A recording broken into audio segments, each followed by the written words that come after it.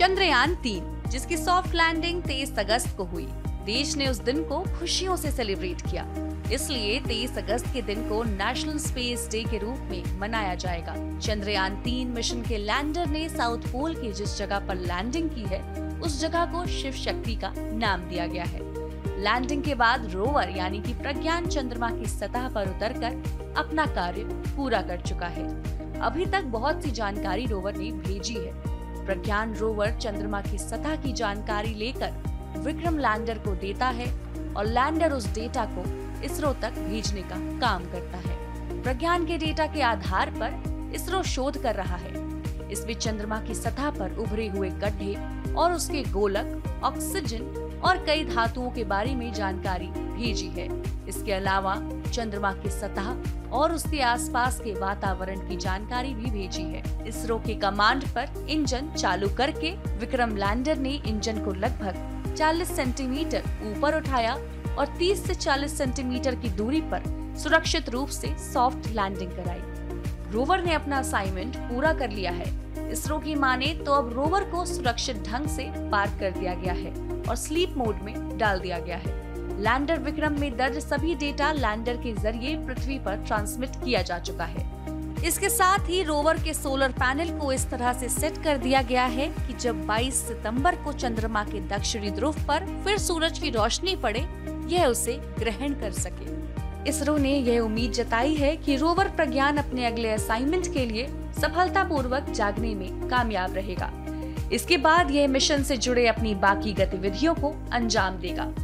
दरअसल चंद्रमा की सतह पर पृथ्वी के 14 दिन बराबर का एक दिन होता है और फिर 14 दिन बराबर की एक रात। इसी कारण लैंडिंग के लिए 23 अगस्त का इंतजार किया गया था, जिसका मकसद था कि चांद पर दिन में रोवर उतारने के साथ अपना कार्य कर सके और सारा डेटा इसरो को भेज सके। चंद्रमा की सतह पर रात होने के कारण विक्रम और प्रज्ञान को स्लीप मोड में कर दिया गया है।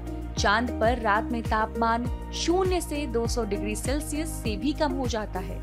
स्लीप मोड में विक्रम प्रज्ञान के आसपास ही रहेगा। प्रज्ञान को कुछ दूरी तक ही जाने की आजादी है ताकि विक्रम उसे कंट्रोल कर सके।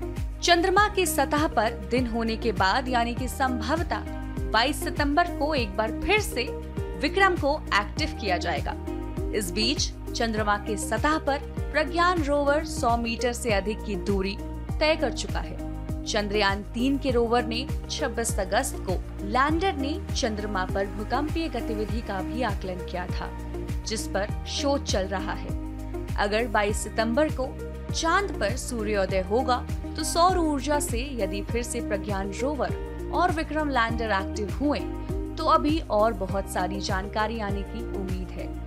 अगर किसी कारणवश अगले सूर्योदय पर रोवर एक्टिव नहीं हो पाता है तो उस हालत में यह भारत के चंद्र राजदूत की तरह हमेशा के लिए वहां मौजूद रहेगा।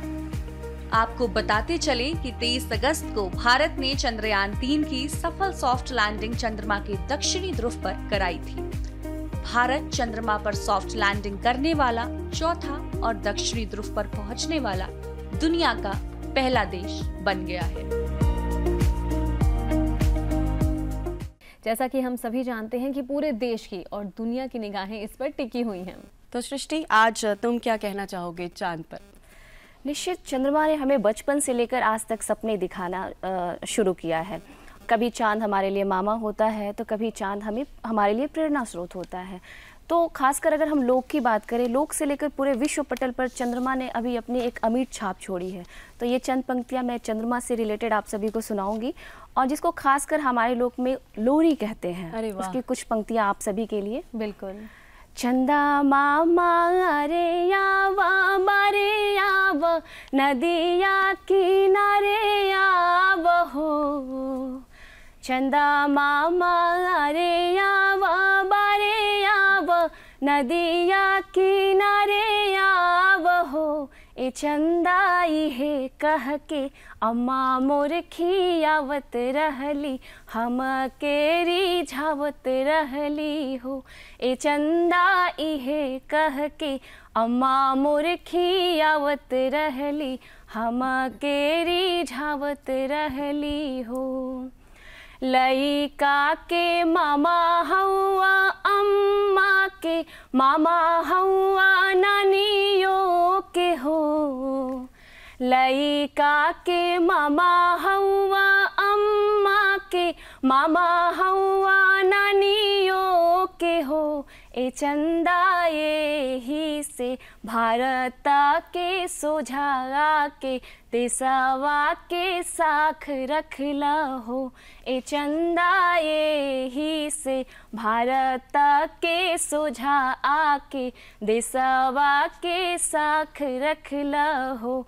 ए चंदा इहे कह के अम्मा मोर खियावत रहली, हम के रिझावत रहली हो। वाह सृष्टि, बहुत खूब। तुमने सही कहा कि चंद्रयान-3 ने भारत के स्पेस मिशन में एक ऐतिहासिक फतेह दर्ज कराई है।